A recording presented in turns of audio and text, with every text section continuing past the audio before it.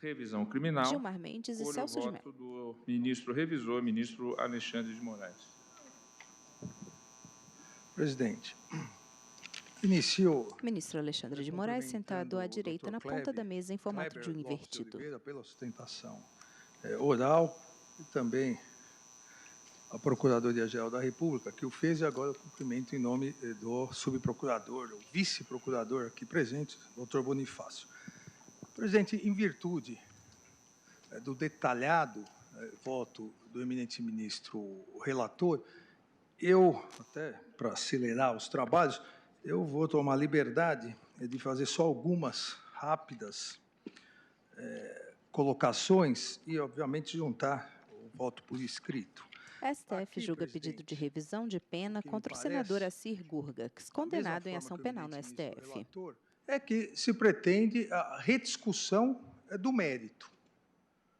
Ou seja, a rediscussão da análise da dosimetria da pena após a condenação realizada pela primeira turma. A questão, e coloco de início essa questão, a questão é a decisão da primeira turma analisou após a condenação por um crime, absolvição por outros, analisou detalhadamente as 3 fases da aplicação da pena? Sim, como já detalhado, e por isso que não vou repetir, como já detalhado pelo eminente ministro Fachin. Analisou detalhadamente, para a fixação da pena base, as circunstâncias judiciais do artigo 59, reconhecendo expressamente 3 circunstâncias judiciais desfavoráveis. Analisou o eminente ministro Fachin, até lendo um trecho do meu voto, que foi seguido pela maioria da turma, colocou até o item, porque era o item do voto, pena base. Pergunto, há sentença condenatória, no caso, acórdão condenatório, contrário a texto expresso de lei? E aqui seria a possibilidade do cabimento de revisão criminal? O reconhecimento detalhado de 3 circunstâncias judiciais desfavoráveis, o afastamento de qualquer circunstância favorável. A partir disso, a aplicação da pena base, o não reconhecimento de causas de aumento ou diminuição de pena de forma fundamentada. Isso seria decisão contrária ao texto expresso de lei? Amanhã, uma decisão da segunda turma valora o artigo 59, reconhece circunstâncias e fixa a pena. Olha, também o plenário, a cada decisão, vai poder rever. Não, eu acho que aqui seria, obviamente não é matemática a previsão, vamos dizer, a calibragem da pena não é automática. O que a lei exige é a fundamentação, a análise das todas as condições judiciais, circunstâncias. Cito a título exemplificativo aqui decisões de ambas as turmas, relatoria ministro Gilmar Mendes, AP, Ação Penal 644, inexiste a suposta proporção estrita ou matemática entre o número de circunstâncias desfavoráveis e a elevação da pena. Até porque a gravidade ou não de uma determinada circunstância pode elevar mais ou menos. Decisão unânime. Cito também RHC, aqui da primeira turma, relatoria, eminente ministro Marco Aurélio. Na fixação da pena base, atua-se no campo do justo ou injusto, não cabendo exigir exatidão matemática, considerado o número de circunstâncias judiciais negativas. Houve análise detalhada,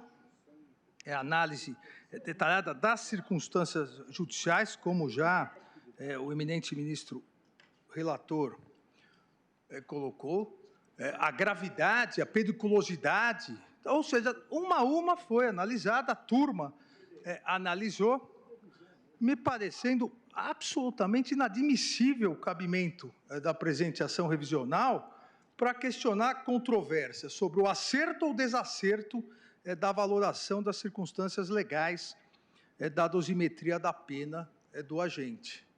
Eventual cabimento, aqui o que faríamos se a maioria entender pelo cabimento? Nós, não mais em 5, mas em 11, iríamos dar uma nova pena, valorar novamente a pena, que poderia ser idêntica ou poderia ser menor, no campo absoluto do subjetivismo. É um subjetivismo regrado.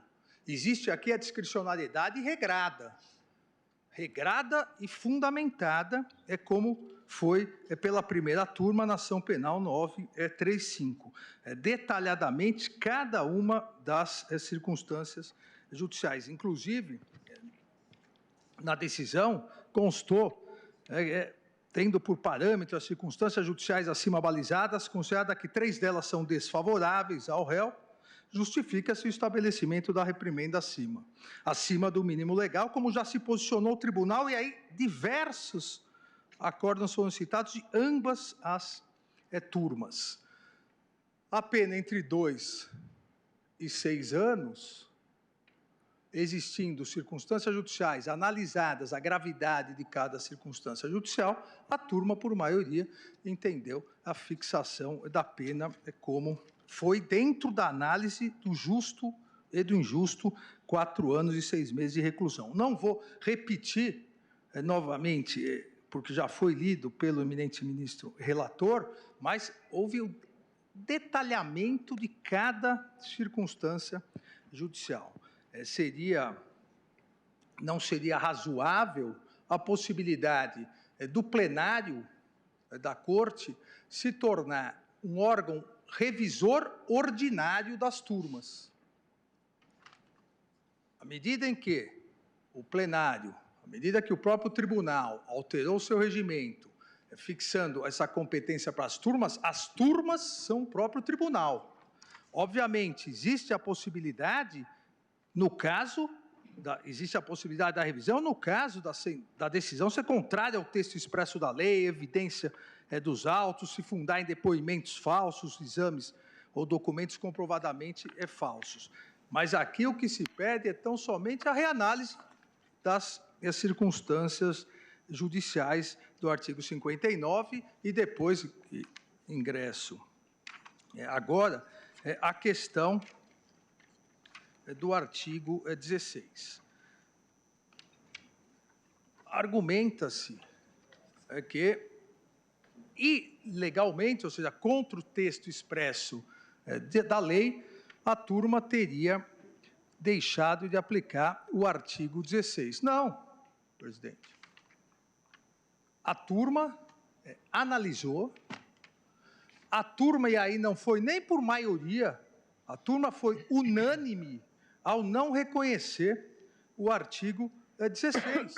Ou seja, o juiz natural do caso, a turma, afastou o artigo 16, que, diga-se, num primeiro momento, nas alegações finais, nem foi alegado pela defesa, que pedia, somente uma tese única, pedia a absolvição, a negativa de autoria, mas a turma, no detalhamento da pena, entendeu que não incidiria o artigo 16. Seja os 3 ministros que deram a pena fixada, eu, ministra Rosa e ministro Luiz Roberto, seja os ministros que também condenaram, analisaram a pena, mas deram uma pena menor, o ministro Marco Aurélio e o ministro Luiz Fux. Vejamos aqui, nessa questão da unanimidade, no momento da dosimetria, o eminente ministro Marco Aurélio, no seu voto, disse: as circunstâncias e as consequências são comuns. Ao crime, estabeleço a pena base em 2 anos e 6 meses e multa em 50 dias, à razão de R$1.000, inexistindo atenuante ou agravante e causa de diminuição ou aumento de pena, torno definitiva esse patamar. Da mesma forma, o eminente ministro Luiz Fux, na fundamentação do seu voto, coloca: mas eu levo em consideração não vejam, eu levo em consideração não como arrependimento eficaz, mas como consequências do crime, o fato de que houve depois a substituição dos bens móveis e o pagamento da diferença dos valores do empréstimo. Afastou também o arrependimento eficaz. Houve embargos de declaração, aqueles famosos embargos infringentes, subsidiários embargos de declaração, onde se pediu novamente, se dizia da necessidade, aí sim, pela primeira vez, a defesa arguiu essa questão do artigo 16. E a turma, de novo, por unanimidade, afastou, porque isso havia sido debatido e detalhado na fixação de pena. Ou seja, não houve um esquecimento da turma, não houve uma ilegalidade da turma, houve uma análise e uma decisão da turma. Decisão majoritária em relação à pena fixada, 3-2, e decisão unânime em relação à não aplicação do artigo 16. Até porque é importante ressaltar aqui mais um argumento. O artigo 16, o arrependimento eficaz, existe a voluntariedade. Não existe arrependimento eficaz sem voluntariedade. Nem precisaríamos entrar na discussão da questão do crime ser formal e não material. Bastaria que nos perguntássemos, foi voluntário? Não houve nenhuma voluntariedade. Somente depois do Banco da Amazônia cientificar a mutuária, a empresa, da fraude, veja, houve necessidade do Banco da Amazônia cientificar a mutuária da fraude. Somente depois disso, houve ofício que nem foi do réu. E aqui não se coloca que o réu foi condenado porque era o dirigente da empresa. Não, o réu foi condenado porque as inúmeras provas, seja de falsidade, seja da interlocução, seja testemunhas, apontam que o réu atuou diretamente. Agora, quem depois respondeu ao Banco da Amazônia foi o irmão do réu. Não houve nem pessoalidade, que é exigido para o artigo 16, e muito menos voluntariedade. Por que aguardar o Banco da Amazônia cientificar? Aí, se não tivesse cientificado, teria ficado. É por isso mesmo? Não é, obviamente, o caso de arrependimento eficaz, mas mais importante é que isso a primeira turma analisou, e a dosimetria faz parte da análise geral do mérito, analisou e, nesse tópico, afastou por unanimidade essa questão. Dessa forma, senhor presidente, sem querer me estender muito aqui, faço as mesmas ponderações feitas em relação ao artigo 16 também do eminente ministro Fachin, o artigo 20 da Lei 7.492 é um crime formal, mas mesmo que entendêssemos possível, não houve nem pessoalidade, nem voluntariedade, e foi analisado, não houve nem esquecimento, nem abuso, nem ilegalidade. Porque, como disse, em 12/8/2005, foi o irmão do réu, o Algacir Marcos, que remeteu ofício ao BASA, alegando que os ônibus em questão teriam sido equivocadamente incluídos no pedido de liberação. Folha 7374 do apenso 3. Então, não estão presentes aqui, senhor presidente, não estão presentes os requisitos necessários para o próprio conhecimento da revisão. Seria aqui, o pedido e se conhecer for, o plenário irá fazer um juízo ordinário, revisional, do que a primeira turma julgou. Então, sendo assim, presidente, acompanho integralmente o eminente ministro relator, não conhecendo da revisão. Ministro Alexandre de Moraes não conhece. Ministro Luiz Roberto Barroso. Presidente, a primeira coisa que me ocorre é elogiar o trabalho do Dr. Kleber Lopes de Oliveira, aliás, desde a turma com... Ministro Luiz Roberto Barroso, sentado à direita, ao lado do ministro Alexandre de Moraes. Esgrimindo argumentos e não entregando os pontos. Admirável o seu trabalho, e eu o cumprimento por isso. Mas a verdade aqui, presidente, tal como os eminentes ministros que me antecederam, se nós não estabelecermos limites razoáveis para a revisão criminal, quer dizer, num sistema que já tem a quantidade de recursos que nós temos, se depois do trânsito em julgado nós ainda abrirmos a oportunidade para recomeçar tudo de novo, sem interpretar da forma própria os requisitos do artigo 621, nós tornaremos o sistema processual penal brasileiro um túnel sem fim, que ele quase sem a revisão criminal. Portanto, eu, cumprimentando genuinamente o advogado... O STF julga pedido de revisão de pena contra o senador Assir Gurgax, condenado em ação penal no STF. Como exige o artigo 621 do Código de Processo Penal, a decisão condenatória seja contrária a texto expresso de lei penal ou evidência dos autos. O questionamento aqui é basicamente no tocante à dosimetria. Eu entendo a queixa, mas o processo um dia tem que chegar ao fim. E, portanto, a turma se pronunciou e acho que esse julgamento se tornou definitivo e eu não vejo motivo para reabri-lo aqui.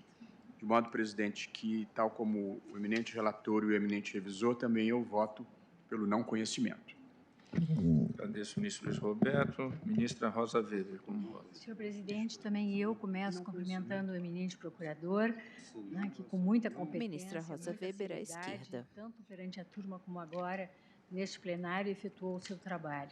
Eu tenho uma convicção formada com relação a revisões criminais, assim como com relação à ação rescisória, porque, como foi muito bem destacado pelo eminente ministro Fachin, trata-se de uma ação constitutiva negativa, ou seja, se dirige contra uma decisão albergada pela coisa julgada, né, que, num Estado democrático de direito como o nosso, diz com a segurança jurídica. Então, de fato, é uma via excepcionalíssima.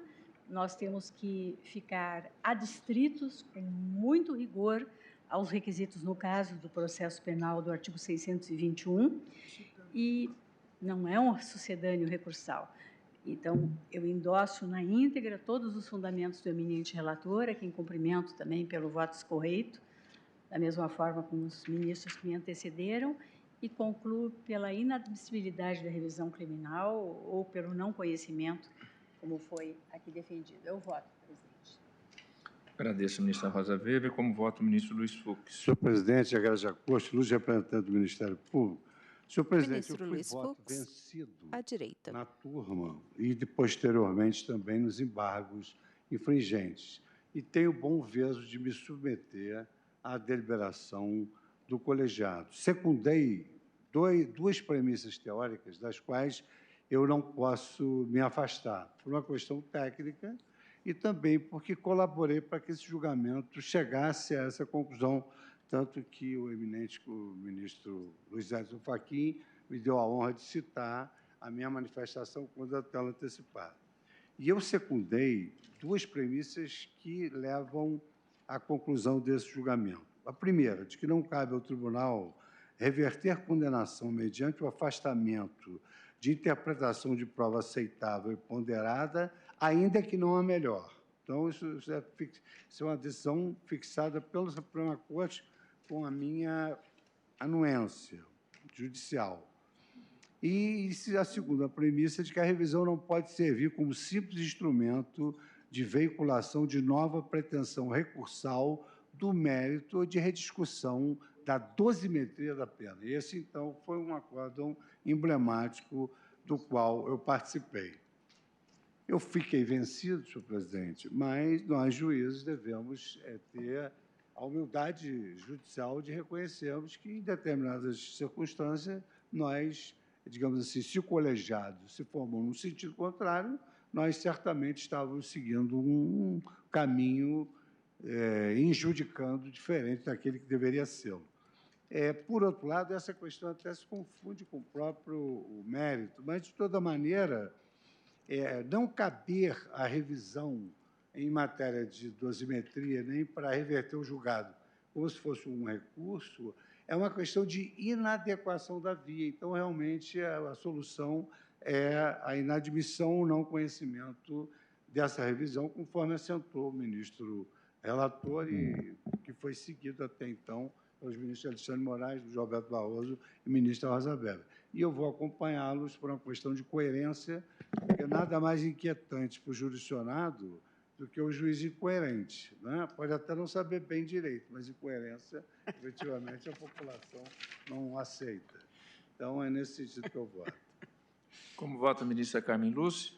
Senhor presidente, também como os ilustres pares que me antecederam em seus votos, eu não quero deixar de fazer um cumprimento muito especial ao nobre advogado, que com todo o empenho e cumprindo muito bem a sua tarefa, a sua missão, tanto se empenhou para que tivesse o resultado que lhe parece justo. Entretanto, seguindo a linha do direito do que foi posto até aqui, não vejo as condições Ministra Carmen Lúcia, à esquerda, ao lado da ministra Rosa Weber. Revisão criminal pelos limites da própria via eleita, e por essa razão eu estou acompanhando às inteiras o voto do eminente ministro relator no sentido do não conhecimento dessa revisão. É como voto, senhor presidente. Ministra Carmen Lúcia, também voto por relator, não conhecendo. Agradeço Sua Excelência. Ministro Ricardo Lewandowski. Senhor presidente, eu, com todo respeito, não sei que tipo de sinalização nós estamos enviando para a sociedade. O Supremo Tribunal Federal sempre foi a última trincheira, o último baluarte de defesa dos direitos e garantias da pessoa. E, neste caso, nós estamos vivendo uma situação kafkiana, presidente. Ou seja, o réu aqui não pôde, evidentemente, por se tratar de uma ação penal originária, ingressar com recurso, porque o Supremo Tribunal Federal é a única e última instância julgadora. Depois, o réu tentou ajuizar embargos declaratórios que não foram conhecidos, depois embargos de divergência, dizendo que queria rediscutir a dosimetria da pena, porquanto 2 votos teriam estabelecido uma pena menor, mais atenuada, ensejando, inclusive, a prescrição de um dos crimes, mas o Pleno não conheceu dos embargos de divergência. Vem, então, e até acenando para o réu... Ministro Ricardo Lewandowski, à direita, com a revisão ao lado criminal. do ministro Marco Aurélio e do ministro Luiz Fux. Portanto, o réu não tem saída para discutir a pena, não tem recurso numa ação penal originária. Os embargos de declaração não foram conhecidos, embargo de divergência também não, e tudo indica que a revisão criminal também não será conhecida. Como é que fica o Pacto de São José da Costa Rica, que foi assinado pelo Estado brasileiro, internalizado pelo Congresso Nacional, que representa a soberania do povo brasileiro? Quer dizer, o duplo grau de jurisdição, no caso das ações penais originais, não existe. O réu está indefeso, senhor presidente. Não pode discutir a pena. E aqui, senhor presidente, com o devido respeito, houve um excesso na dosimetria da pena, claríssimo. Penso, data verde, que esse excesso não pode ser admitido. Eu trago um longo voto de 35 páginas, de mais de 30 páginas, dependendo do tipo, enfim, da impressora, mas aqui eu vou tentar resumir para dizer que não apenas conheço desta revisão criminal, porquanto, se não conhecesse, o réu não teria nenhuma defesa, não teria como discutir, como qualquer cidadão, como qualquer criminoso mais humilde, mais modesto, tem o direito de contestar a pena que lhe foi aplicada. Este réu não, porque ele teve o azar de ser um parlamentar e de ser julgado perante o Supremo Tribunal Federal. Fecharam-lhe as portas, todas.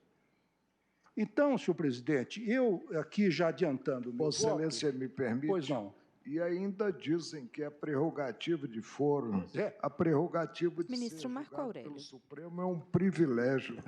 Privilégio. Deus nos livre desse privilégio, eminente ministro Marco Aurélio.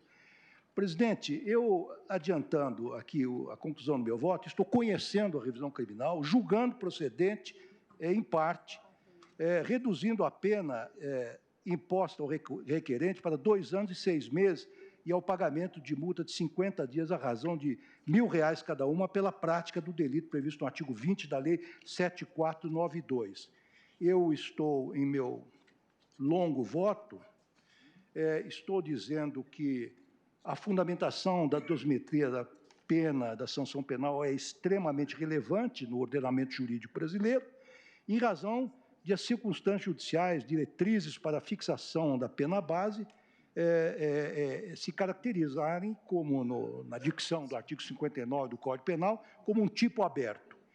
Eu digo que, registro ainda, que o caráter excepcional do reexame da dosimetria da pena não impede o controle de ilegalidades e dos excessos na aplicação das vetoriais pelo órgão judicial, especialmente quando houver o sopesamento negativo de circunstâncias íncitas à própria tipificação, que, como se sabe, já foram valoradas pelo legislador no momento da edição da norma penal.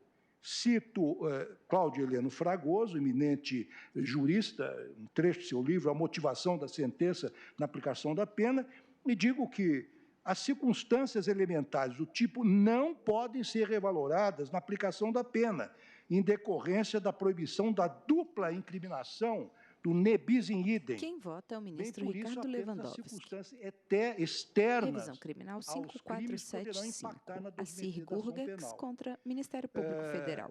Digo aqui que, no caso sob exame, as circunstâncias do tipo identificadas na dosimetria da pena, empregadas para majorar a reprimenda estatal na fase do artigo 59 do Código Penal, estão absorvidas por meio da consunção na própria elementar do artigo 20 da Lei 7.492, de 96. Com efeito, é fato incontroverso que a falsificação dos documentos foi imprescindível para aplicação em finalidade diversa da prevista em contratos recursos públicos, conforme afirmado pelo ministro relator na fixação da dosimetria na P935 do Amazonas. Transcrevo aqui esta conclusão do relator. Inegável, portanto, que o potencial lesivo esgota-se no desvio de recursos, mostrando-se inevitável a incidência do fenômeno da consunção, não podendo, como mencionado, ser tratada como circunstância judicial para agravamento da pena base sob o risco de se incorrer em bis in idem. Em outras palavras, a falsificação de documentos não serviu apenas para dar aparência de ilegalidade à empreitada criminosa, mas, pelo contrário, foi o meio necessário para a consecução do delito mais grave previsto no artigo 20 da Lei 7.492, de 86, sendo proscrito, por consequência, o recrudescimento da sanção do Estado juiz. Então, senhor presidente, aqui houve claramente uma afronta ao princípio da consunção, houve, a meu ver, um evidente bis in idem. A STF julga pedido de revisão de pena contra o senador Assir Gurgax, condenado em ação penal no STF. Ser corrigida em sede de revisão criminal, porque se trata, a toda evidência, a meu ver, com todo respeito pelos votos que me precederam, de uma ofensa ao texto escrito no caso da lei penal e da própria lei processual penal. Então, senhor presidente, já adiantei o meu voto, espero que Vossa Excelência tenha registrado, se for necessário, eu repetirei, mas a bem da procedente para parcialmente para diminuir a pena. Agradeço a atenção dos colegas e peço escusas pela minha veemência, que faz parte do modo com que eu me exprimo. É o meu voto, presidente. Agradeço ao ministro Ricardo Lewandowski, que abre uma divergência. Ministro Gilmar Mendes, como vota? Quais são as listas? Presidente, eu admito a ação rescisória e, na verdade, faço aqui uma série de considerações sobre o cabimento da revisão e, no caso concreto, faço as seguintes considerações. No caso em análise, observo que a pena foi fixada em patamar flagrantemente desproporcional.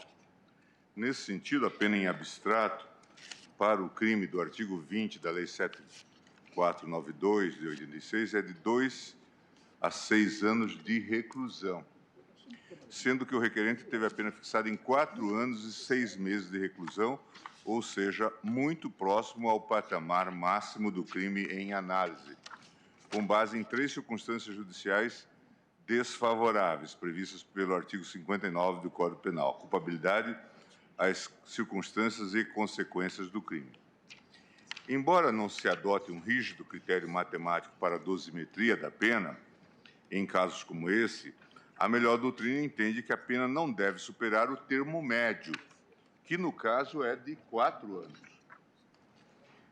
Ou seja, a pena não poderia superar esse patamar.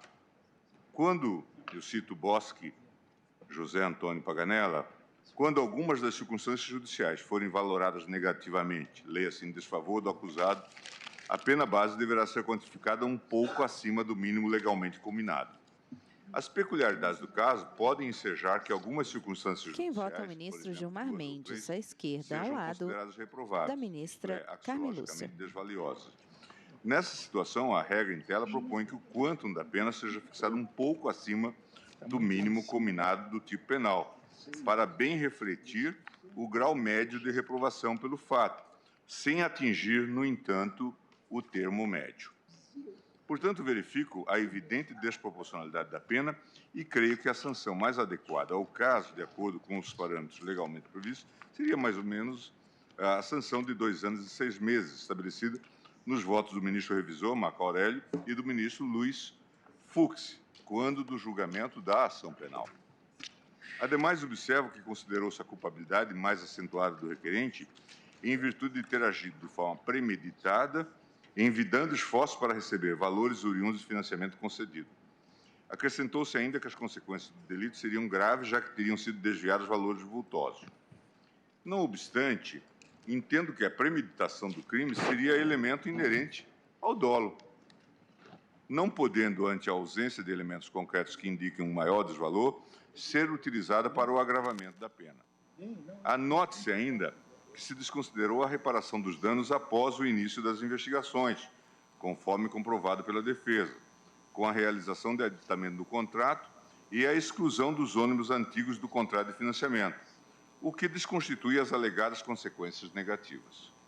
A referida circunstância enseja, inclusive, como foi colocado da tribuna, a aplicação da causa de diminuição de pena no patamar de 1 a 2 terços, em virtude do arrependimento posterior.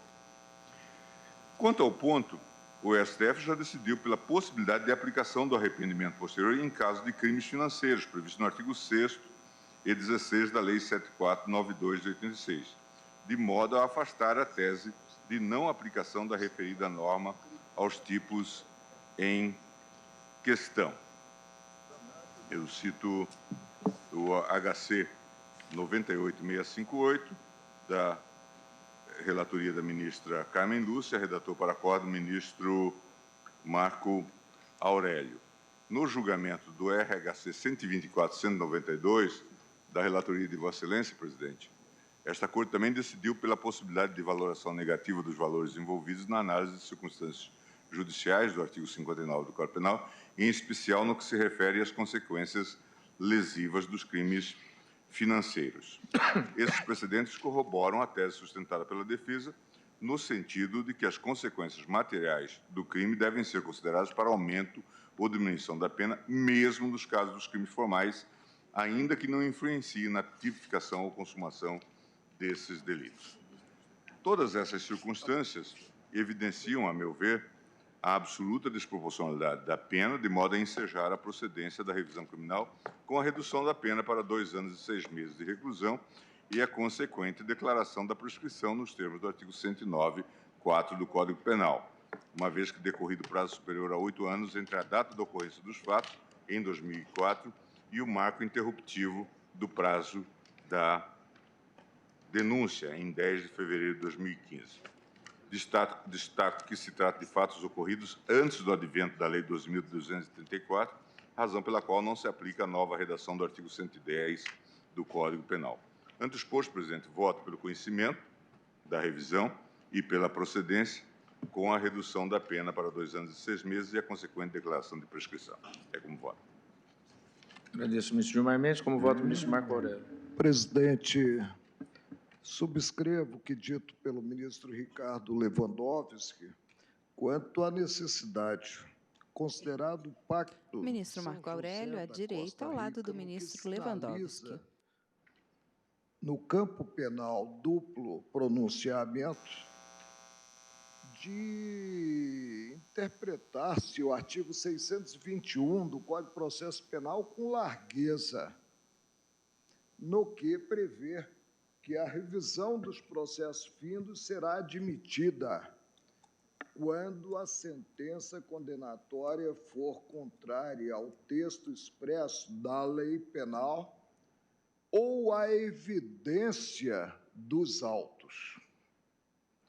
Não podemos, presidente, ter uma visão praticamente míope, considerado esse contexto, considerado, como eu disse, o direito, praticamente um direito natural, do duplo pronunciamento no campo penal, da condenação penal.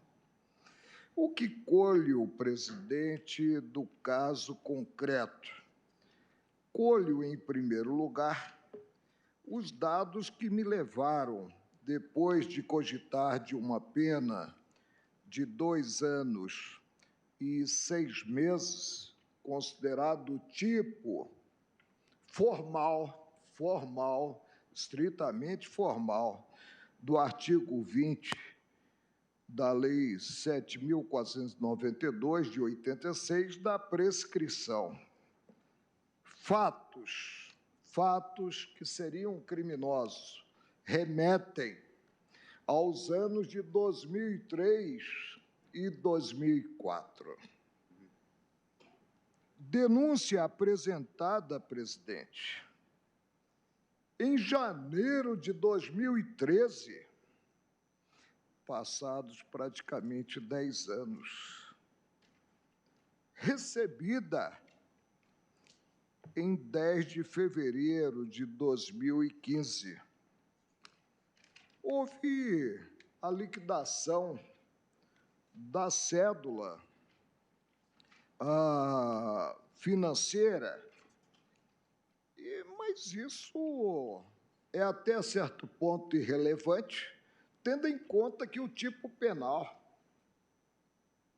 é um tipo estritamente formal e vou a ele aplicar em finalidade diversa da prevista em lei ou contrato, recursos provenientes de financiamento concedido por instituição financeira oficial ou por instituição credenciada para repassá-lo.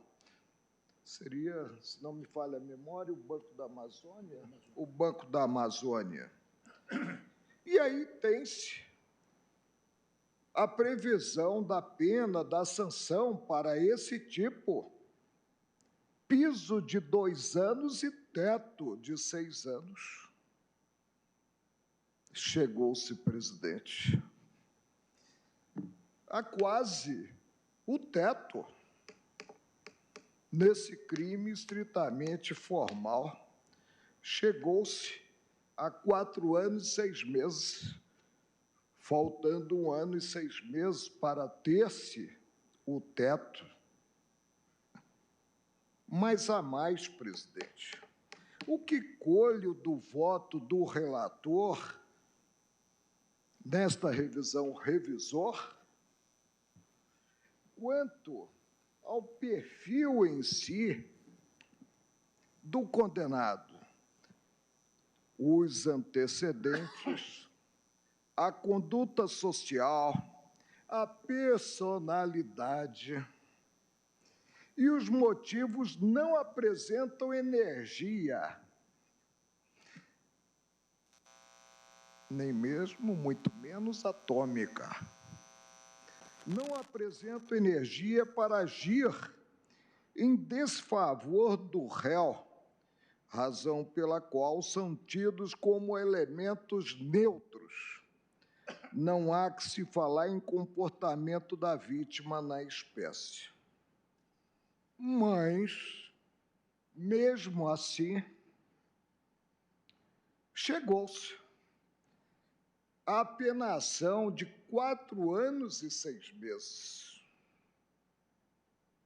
Quando votei na matéria, vinculado ao 59, no que revela as circunstâncias judiciais, há vinculação ao 59, à lei, a letra expressa, e o direito penal é regido, é norteado pelo critério da legalidade estrita. Quando voltei, eu disse culpabilidade acentuada, e por isso caminhei no sentido de majorar a pena, tendo em conta unicamente essa circunstância judicial, culpabilidade acentuada, para 2 anos e 6 meses. A pena base, portanto, no meu voto, foi fixada 6 meses acima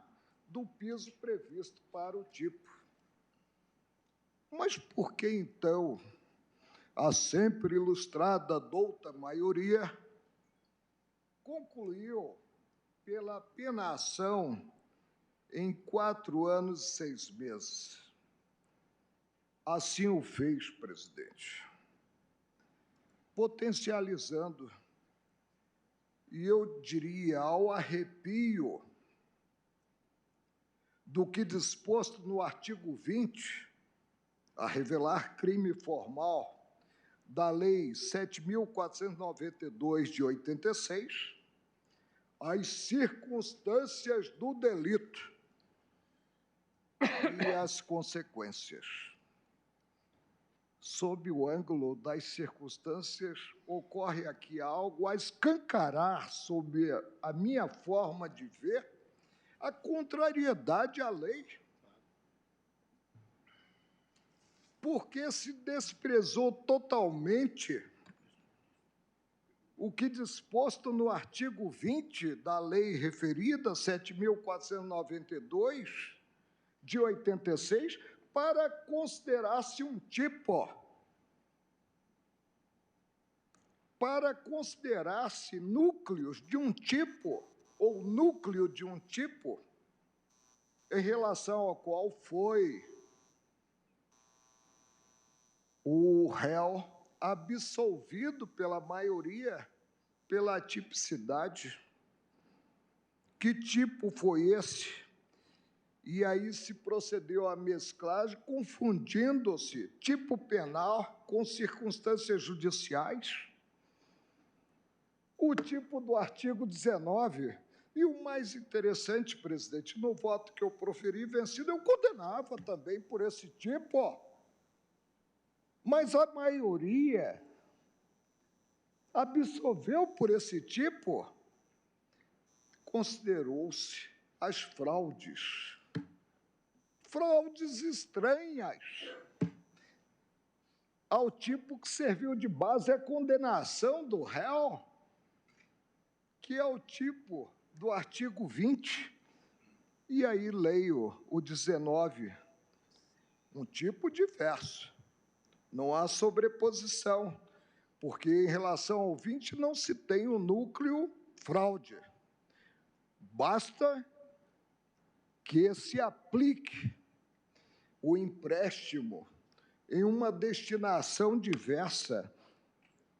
Considerou-se, sob a nomenclatura, simplesmente nomenclatura, circunstâncias judiciais, o núcleo do artigo 19, após se absolver o acusado, considerado esse mesmo artigo, e dispõe 19, obter, mediante fraude, aqui sim, financiamento em instituição financeira, reclusão de 2 a 6 anos, com uma causa de aumento, quando o crime é cometido em detrimento de instituição financeira oficial ou por ela credenciada para o repasse de financiamento. Vou repetir, presidente.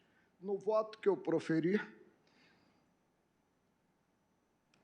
chegava à condenação pelos dois tipos, tendo em conta as inúmeras fraudes, mas a maioria absolveu pelo tipo 19, mas, mesmo assim, transportou para o 20, sob o ângulo das circunstâncias judiciais, que seriam, então, polivalentes.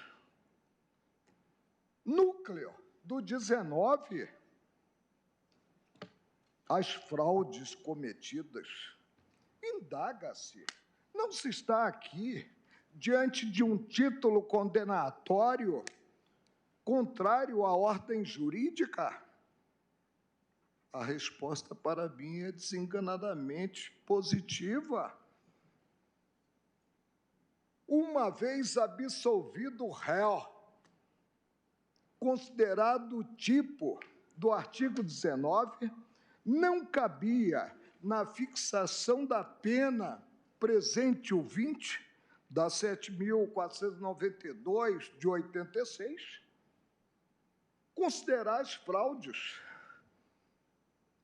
E considerou-se numa mesclagem própria sob o ângulo penal, considerou-se essas mesmas fraudes, saltando aos olhos, na minha concepção, a incongruência. Como levar em conta presente 59 do Código Penal a revelar as circunstâncias judiciais, as circunstâncias do delito no crime formal, que é o de aplicar em destinação diversa empréstimo alcançado, uma vez absolvido o acusado presente o artigo 19 da mesma lei. Aludiu-se às consequências.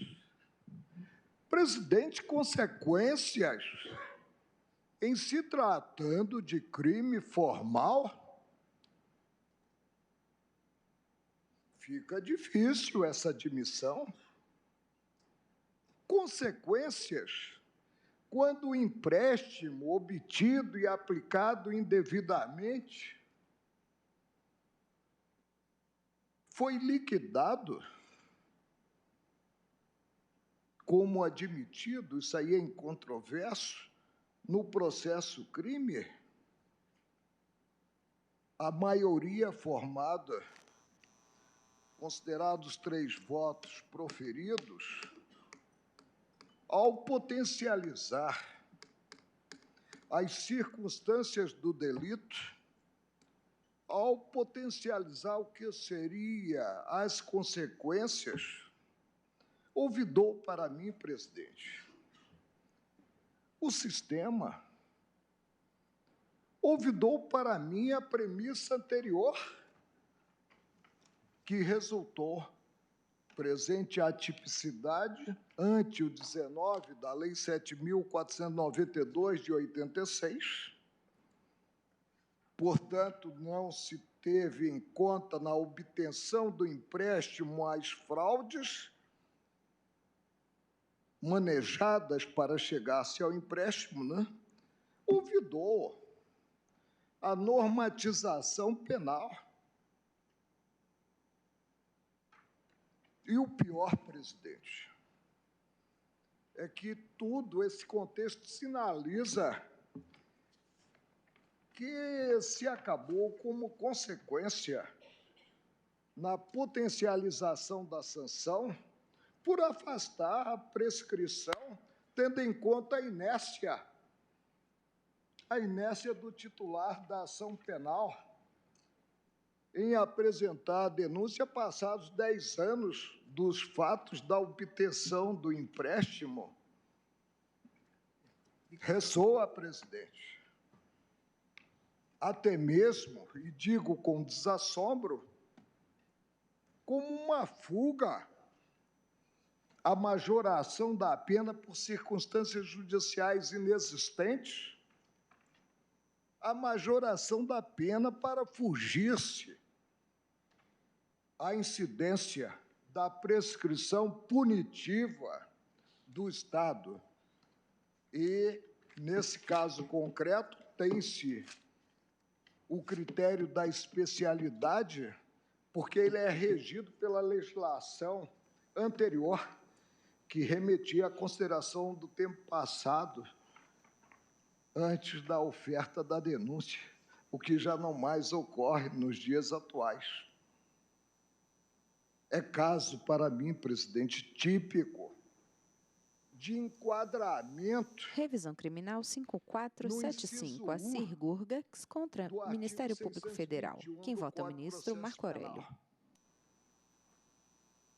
Vamos escancarar mais uma vez, no tocante às fraudes, que não serviram para condenar-se pelo 19 da Lei 7.492, houve outro enquadramento para considerar-se essas mesmas fraudes perpetradas para efeito de fixação da pena, consideradas as balizas, em termos de sanção, do artigo 20 da 7.492, de 86.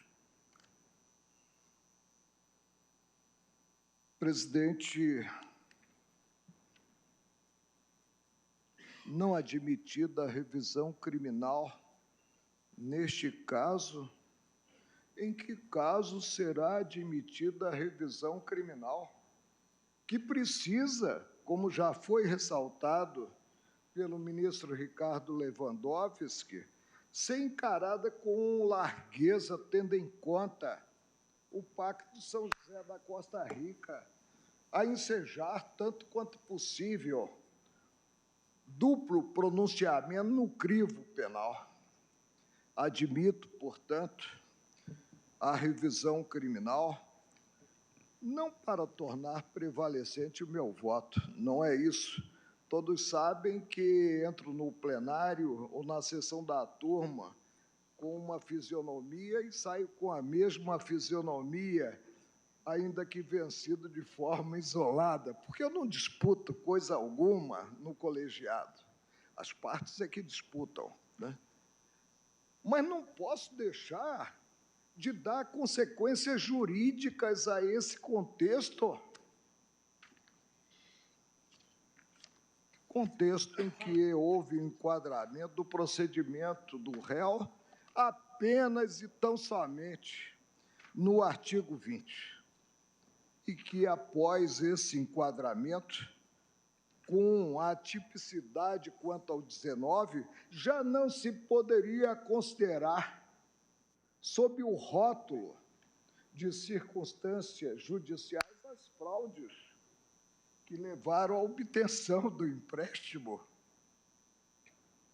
Admito a revisão e julgo, presidente, procedente o pedido formalizado para tornar prevalecente no ponto, em termos de condenação pelo artigo 20 da 7.492, de 86, e a revisão criminal não é ação de mão dupla.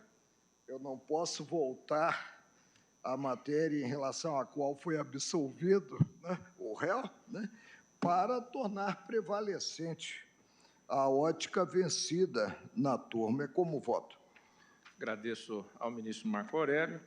A maioria formada pelo não conhecimento, eu peço vênia a maioria formada para conhecer, e fico nesse passo apenas, na medida em que não vamos abrir o embrulho, na medida que houve 6, embora haja votos que votaram pelo conhecimento e procedência. Só gostaria de anotar Ministro e registrar Dias Toffoli. que já votei aqui no plenário em revisões criminais, conhecendo dela.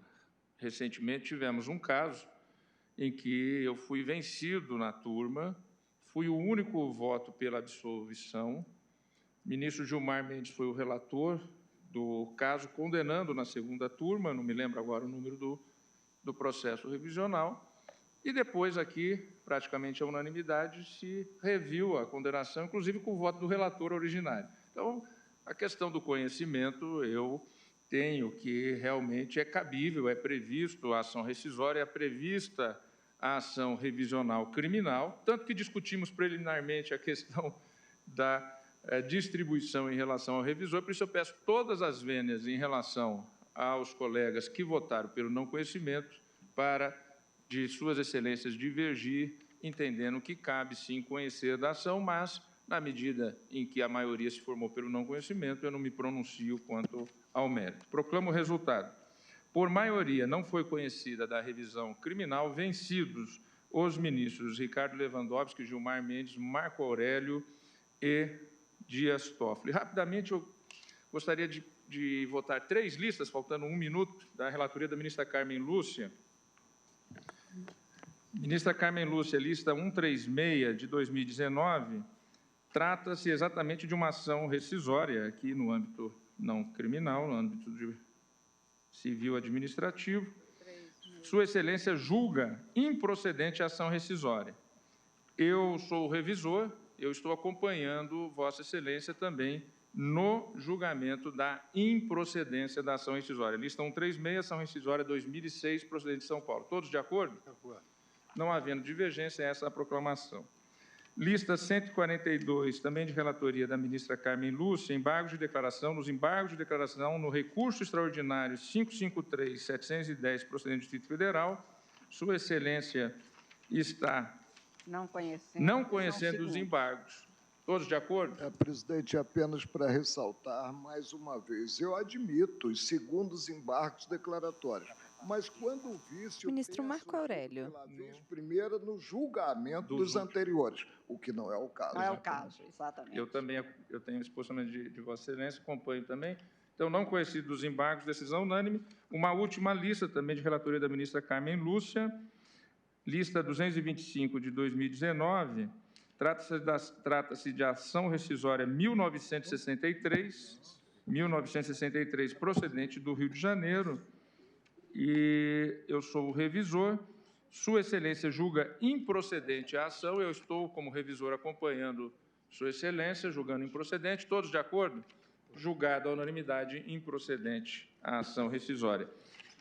Informo a Vossas Excelências que, de imediato, haverá, agora no espaço Menezes Direito, uma brevíssima cerimônia, em que só este presidente falará rapidamente, para um registro histórico que se confunde com o próprio Supremo Tribunal Federal. No próximo dia 15 de novembro, completará 130 anos da proclamação da República. E no espaço Menezes de Direito, faremos o lançamento agora às 18 horas, exatamente de uma exposição comemorativa dos 130 anos. Como todos nós sabemos, o Supremo Tribunal Federal tem origem junto com a República em decreto do governo provisório de 1890, início do governo republicano, e depois consolidado exatamente com a primeira Constituição da República de 1891, e estamos nessa exposição em razão de sessão obtida junto ao Arquivo Nacional do Ministério da Justiça. O ministro da Justiça autorizou a vinda desse exemplar, com todos os cuidados necessários. É o único exemplar original da Constituição de 1891 que estará com os devidos cuidados em exposição, além de outros elementos comemorativos da proclamação da República. Convido, portanto, a todos para irmos, já de imediato, para essa sendo abertura. A comemoração do 15 de novembro, Vossa Excelência Ministra Carmen Lúcia.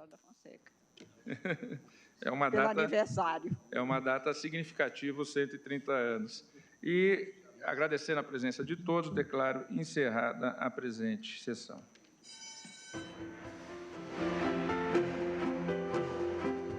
Parede de mármore claro ao fundo, bandeira do Brasil à esquerda, brasão ao centro, crucifixo à direita. O representante do Ministério Público levanta-se e aguarda o ministro Dias Toffoli, que ajeita